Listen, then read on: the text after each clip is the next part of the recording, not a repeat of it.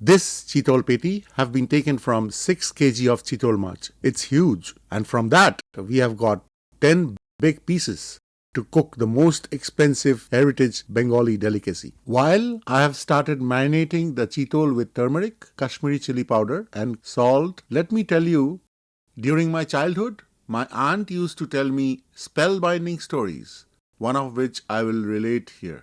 As I rub the spices gently throughout the fish surface, back and forth, trying to reach every corner and not leave any part of the skin or flesh uncoated with the marinade, remembering one of my unforgettable stories of my aunt is that particularly Chitol fish has a huge and very significant place in the great Hindu mythology, something to do with avatar or avatar. Keep watching for the magnificent and spellbinding disclosure. The Chitol is marinated and I'll keep aside for 30 minutes. Meanwhile, I'm asking for just one like from each of you to keep me creating and bringing you more informative and composite videos. Let's start with the ingredients. For net 2 kg Chitol Peti, the main ingredients are 1 medium onion sliced, 2 medium tomato paste, 2 medium onion paste, 50 gram ground cashew nut, 3 tablespoons of ginger garlic paste, 3 tablespoons of beaten curd or yogurt, 1.5 tablespoons sugar, 1.5 tablespoons salt, 2 tablespoons turmeric, 2 tablespoons Kashmiri chili, 10 whole cashew, 30 gram raisins, 2.5 tablespoons ground coriander and cumin, 2.5 tablespoons of Bangla garam masala.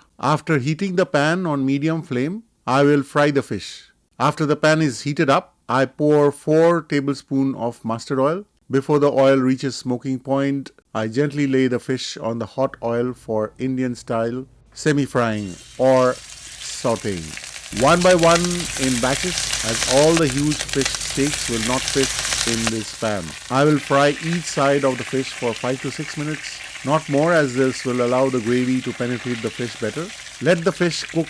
After the time is up, I turn other side of the fish to be fried for a similar amount of time. Finally, I will fry all the Chitol Peti and stack them up and keep aside. The same oil is heated up and in goes the sliced onion. And after it gets semi-translucent, I add the onion paste. Then I stir a bit and cover it for 6 more minutes to cook the onion. Then I open the lid and stir again for the gravy to be welcoming for the Chitol, which was once caught by Manu when it was small. And the little Chitol asked Manu to keep it in the fish bowl and he abided. Now is the time to add the ginger garlic paste. I stir, close the lid for 3 more minutes, and as I wait to open the cover again, Manu's little Chitol in the fish jar has suddenly grown very big. Within a few minutes, I open the lid of the pan and give the cooking ingredients one more stir. I add turmeric followed by Kashmiri chili powder.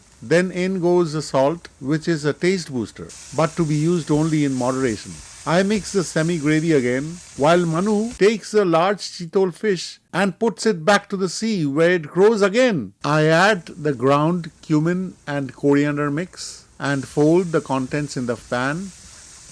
Then comes the tomato puree and I make a sea of gravy, and Manu suddenly experiences a miracle as Swayam Lord Vishnu appears from the Chitol fish from the sea. Thus the first avatar was born, known as Matsya avatar. Time to add the sugar, stir, and then I close the pan. You will see every time I add a batch of ingredients, I close the lid for 2 to 3 minutes. This helps cooking the onion more to a point where it blends in the mouth with a fulfilling touch of pleasure of a perfectly balanced recipe. I open the lid, stir again, and add the beaten curd or yogurt, which creates a mild tanginess as Manu begins to create an ark or a huge ship, since Matsya avatar told him that he should build one since doomsday is nearing. I keep stirring the gravy with the curd or yogurt until it dissolves completely. I add the surprise ingredient now, which is 2 teaspoons of gawa ghee or desi clarified butter, which I got from Kolkata. Then I add the Bangla garam masala. Rotating the gravy, I incorporate the ground cashew nut powder, mixing it evenly again, and then embedding with whole cashew nut and golden raisins to gather the extreme flavor for the ultimate culinary bliss. And Manu has been able to gather all variety of species around the globe in his ship following instructions from Matsya Avatar. After confirming that all ingredients are evenly mixed, I cover the pan once again for 2 minutes on medium flame. I uncover, stir, and pour 2 cups of boiling water and close the pan with the lid again.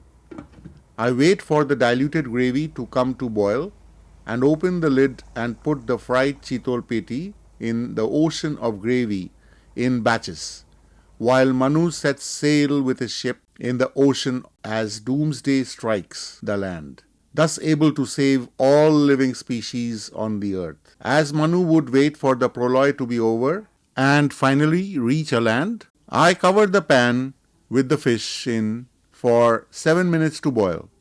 Finally, I open the lid as I find the Chitol Peti Kalia to be ready for serving. Hope you enjoyed the exotic gourmet adventure with Manu's epic. For now, thank you, Dhonnobad, bye bye, Tata.